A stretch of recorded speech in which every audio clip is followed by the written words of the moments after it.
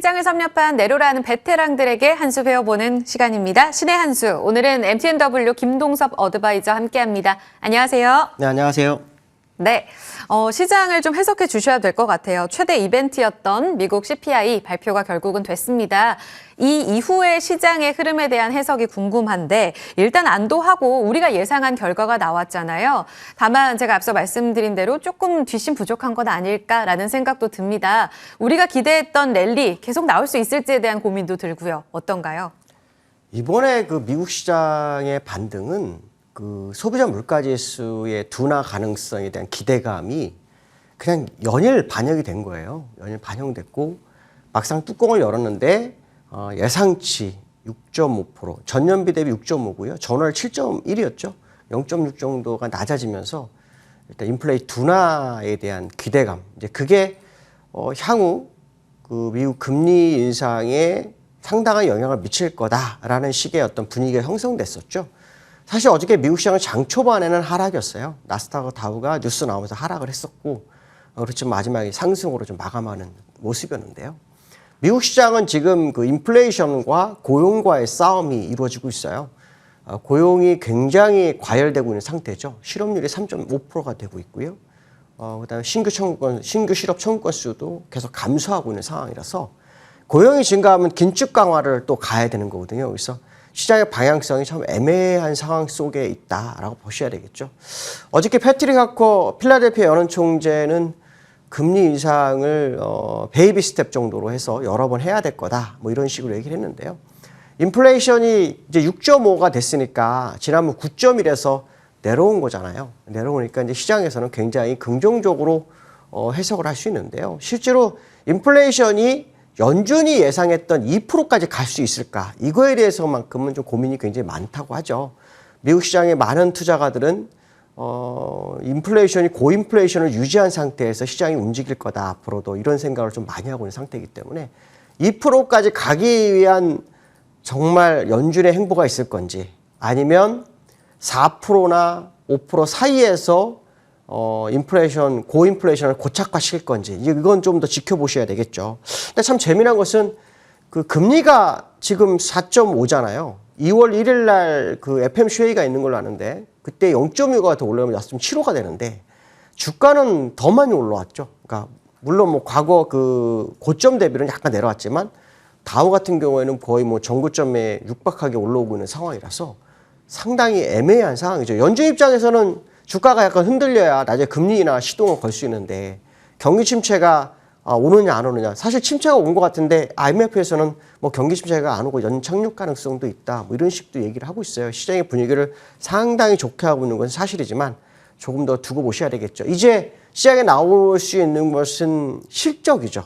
이제 금융주들이 오늘 밤부터 실적이 나와요. 웰스파고, 뭐 뱅크 오브 아메리카 이런 것도 실적 발표가 있는데 그 실적이 어떤 식으로 흘러가는지를 좀 봐야겠죠. 그 실적에 따라서 미국 시장이 다시 고점을 올라갈 건지 아니면 역실적 장세가 돼서 시장을 흔들어낼지 그건 보셔야 되겠죠. 저는 사실 미국 시장이 조정이 아예 들어오지 않았다고 판단하기 때문에 그 조정이 어떤 이유에서 들어올지는 좀 지켜봐야 되겠지만 나스닥처럼 60월선 밑으로 내려가는 그런 모습이 나와야 돼요. 근데 60월선에서 지금 나스닥도 몇 개월째 놀고 있잖아요. 예, 그런 부분 본다면 미국이 상당히 강한 것은 사실이다. 뭐 이런 말씀 좀 드리고 싶고요. 기술적인 부분으로는 뭐 지금 상태로 보면 그 나쁘지 않은 상태에 있어요. 지금 보시면은 이게 이제 이 일봉이죠. 일봉 상태로서는 사실 여기서 이 양운을 뚫고 내려가야 된다고 제가 말씀드렸었는데 그냥 올라섰어요. 근데 이 올라선 이유가 아까 말씀드린 CPI에 대한 그 둔화 기대감 하나였거든요.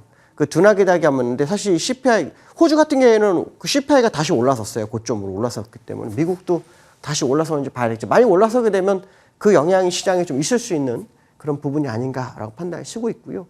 중요한 것은 뭐냐면 이제 이 21선과 5일선의 골드가 났기 때문에 여기서 치고 갈지 말 건지는 이제 실적에 달려있다 정도로 해석을 해보실 필요성이 있습니다. 저는 개인적으로 지금의 자리는 계속 익절을 해서 리스크 관리를 해주시는 것이 현명할 거라고 좀 판단을 좀 하는 그런 상황이라고 보시면 될 것 같고요. 나스닥처럼 이렇게 60 월선이죠. 이 정도에 사실 다우가 와 있었어야 돼요. 그러니까 다우가 왜 나스닥을 버리고 갔는지에 대해서 생각을 해봐야죠. 물론 나스닥은 테슬라의 영향이 좀 있을 것 같아요. 테슬라가 아주 고점 대비로 굉장히 많이 빠졌잖아요. 이제 그 영향이 있을 수 있겠지만 그래도 같이 움직여야 정상이거든요. 그래서 다우가 상대적 강세가 된 것이 시장에는 상당히 도움이 되고 있지만 그것이 추세적으로 이끌어 갈지에 대해서만큼은 계속해서 확인해야 될 그런 상황이다. 이렇게 보시면 될 것 같고요.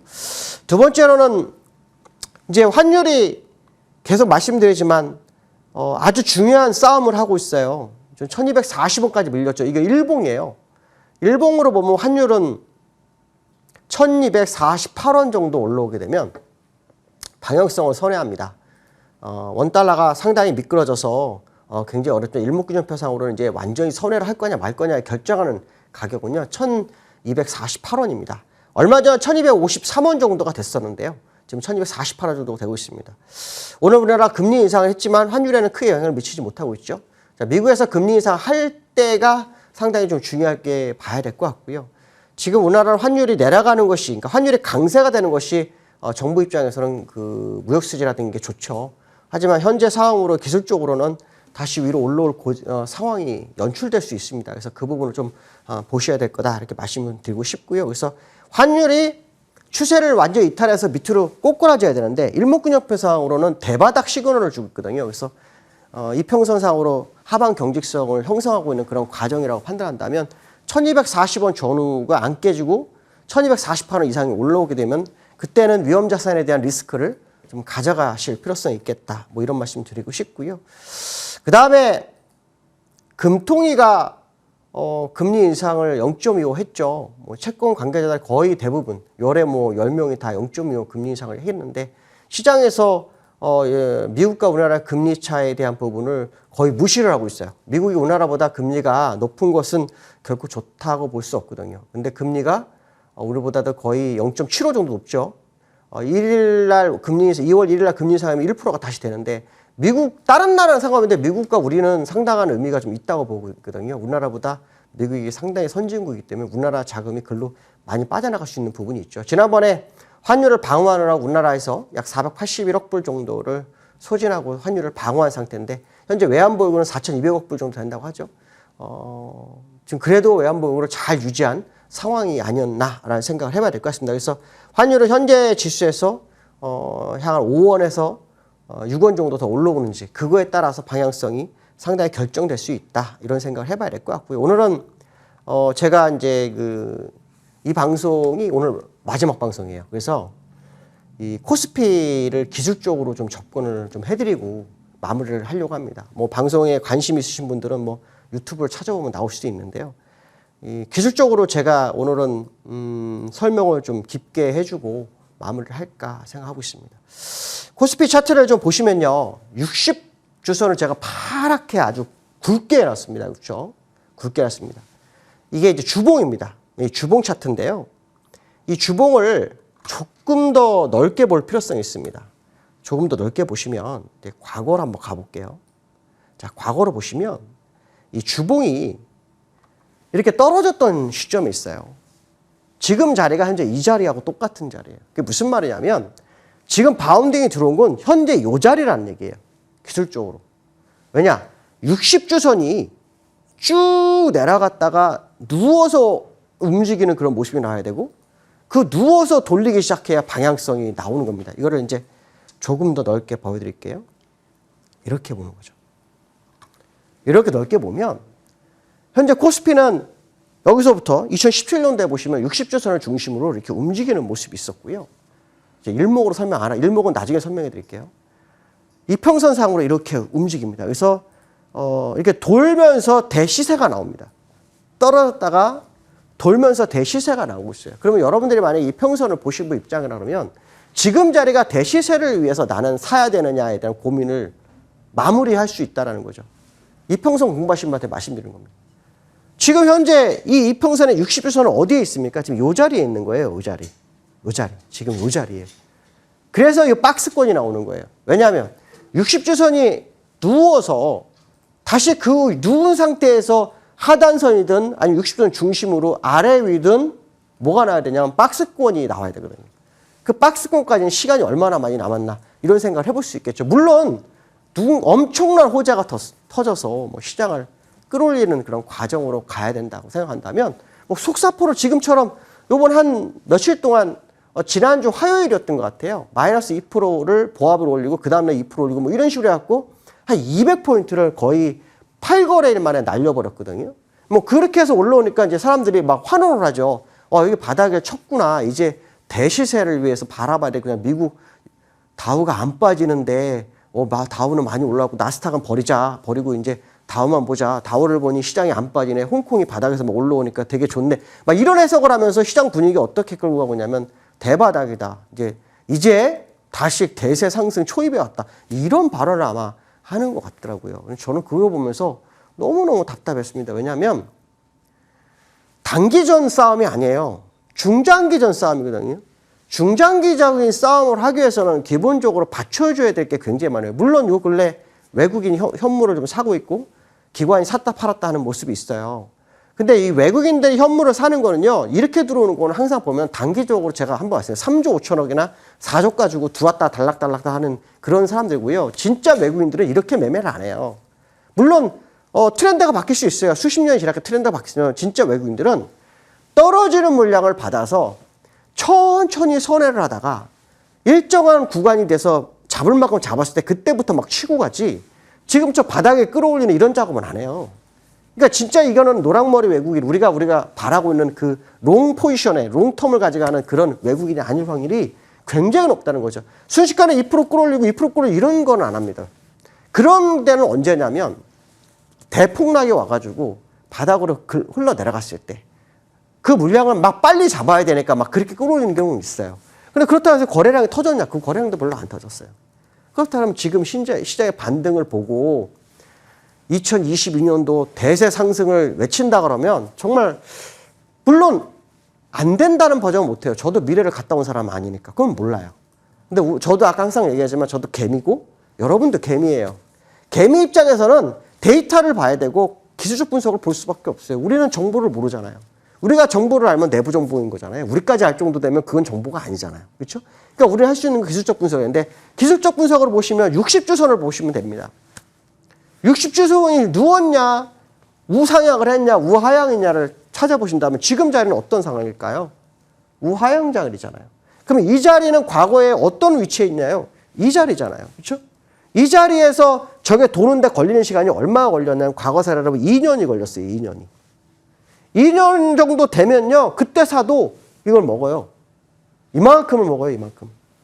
그러니까 막말로 나는 주식을 정말 크게 하고 싶은데 돈이 없어. 그 1년 동안 돈 준비하시면 돼요. 이 정상적이라면. 아주 기술적 분석. 물론 아까 말씀처럼 누군가 나타나가지고 막 쌓아올려서 올려가지고 어거지로 힘으로 막 60주선을 돌려버린다 그러면 할 말 없겠지만, 기본적으로 60주선이 떨어지고 있는데 이 떨어지는 상황 속에서 이걸 대세 상승이라고 보고 접근하자? 그러면 굉장히 어려운 거죠. 물론 일목균형표상으로 양운을 뚫고 내려갔기 때문에 우문을 뚫고 가는 쪽으로 본다면 굉장히 나쁘지 않아요. 나쁘지 않은 겁니다. 이거 굉장히 좋은 건 맞아요. 근데 문제는 뭐냐면 이 60선이 눕는 시간까지 기술적 분석으로 얼마나 끌어올릴 거냐는 거죠. 특히 여기 보시면 이게 200주선인데 200주선과 60주선이 데드크로스가 얼마 안 남았어요. 자동 데드크로스가 날 수밖에 없어요. 물론 속사포로 싸가지고 순식간에 3,000포인트를 끌어올린다면 60주선과 200주선은 데드크로스가 안 나겠죠. 그렇지 않다면은 결국 데드크로스가 날 수밖에 없고 다시 60주선이 정배열을 갈 수 있는 기회를 맞아야 되거든요. 20주선도 역시 정배열로 갈 수 있는 기회를 맞아야 되고요. 그러한 상황으로 본다면 지금 반등을 추세 반전에 대세 상승으로 보기는 좀 어렵다는 거죠. 어쩌면 이 자리는 어떤 박스권에서 누군가 바닥을 만들어가는 과정일 수도 있어요. 근데 저는 기술적으로 제가 아는 일목균형표상으로는 바닥이 여기에는 없었어요. 일목균형표는 이 세 번째 바닥에 대한 시그널을 주거든요. 그 세 번째 바닥에 대한 시그널은 옆으로가 아니라 우하향이거든요.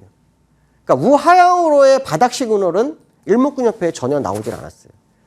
물론 항상 그게 맞아야 한다는 건 없어요. 근데 과거 데이터의 10에서 9번은 거의 그 데이터를 맞춰줬어요. 그러니까 그거로 본다 그러면 지금 이 코스피가 상당히 의외의 상승을 한 거예요. 이 상승이 어떤 시점에서 됐었냐면 옵션에서 외국인과 기관이 푼 매도가 다 깨져가지고 굉장히 손실이 날 수 있을 때 콜 매도, 그러니까 푼 매도의 개인들이 엄청 많았었거든요. 그 자리를 깨려다가 올라온 거거든요. 그래서 그들을 도와주는 어떤 선물. 그래서 수급적으로 지금 외국인하고 기관이 현물을 좀 샀어요. 근데 시장을 우리나라 끌고 가는 웹도덕 정사라 해서 민의 선물과 본 선물의 움직임이 되게 중요해요. 근데 민의 선물과 본 선물이 어떤 현상을 보여주고 있냐면 당일날 매매하고 다 도망가 버려요. 민의 선물은 누적 매도인 상태고 본 선물은 당일날 매매하고 그날 빠져나간다는 얘기예요. 그 얘기 무슨 말이냐면 그들도 시장의 방향성을 확실히를 못하는 거예요. 다만 현물에서 삼성전자나 몇 개 종목을 받쳐주는 누군가가 들어온 거죠. 그게 아마도 그 개미 푼 매도를 도와줬던 누군가. 과거에 개인들이 잠깐 외국인 계좌로 들어오는 그런 물량. 그런 물량의 확률이 굉장히 높다는 거죠. 그렇기 때문에 정말 이게 대세 상승으로 가려면 첫 번째는 60주선이 누워야 되고요. 주가가 다시 엄청 빠른 속도로 와서 2,700 이상으로 올라온 상태에서 상당 기간 매물 소화 기간을 갖지 않는다면 지금은 대세 상승은 아무 상관이 없는 거예요. 그러면 지금 2,500이니까 2,300 얼마니까 400포인트 공간 더 갈 수 있잖아요. 그건 아무도 알 수가 없어요. 다우로 본다 그러면 올라가야 될지 모르겠지만 나스닥으로 보면 또 그렇지가 않거든요. 근데 실제로 수급적인 구조로 봤을 때 요즘 외국인이 사는 거 그거 100% 믿지 말라는 거죠. 왜냐? 3년 동안 매도한 금액이 어마무시해요. 그 물량을 지금 사는 것이 맞느냐는 거죠. 1450일 때도 외국인은 팔았어요. 그때가 언제입니까? 코로나 터졌을 때도요. 2200일 때도 외국인은 팔았어요. 2800, 3300에서 팔고 지금도 팔았다가 요 근래 샀는데 이것이 맞겠냐는 거. 특히 삼성전자. 대차장고가 8거래일 동안 약 한 4천만 주 정도가 늘어났어요. 그런 상태에서 주가가 올랐다는 거. 근데 매수는 소량이었다는 거. 믿어도 되는지에 대한 의문점 한번 가져볼 필요성이 있겠다 이렇게 말씀드리고 싶습니다. 오늘 여기까지 하겠습니다. 감사합니다. 네, 랠리에 대해서 다들 이제 환호할 때 좀 신중하게 보자. 외국인의 수급 이런 질적인 측면까지 꼼꼼히 볼 필요 있다 말씀해 주셨습니다. 잘 참고하겠습니다. 지금까지 MTNW 김동섭 어드바이저와 함께한 신의 한 수였습니다. 고생 많으셨습니다.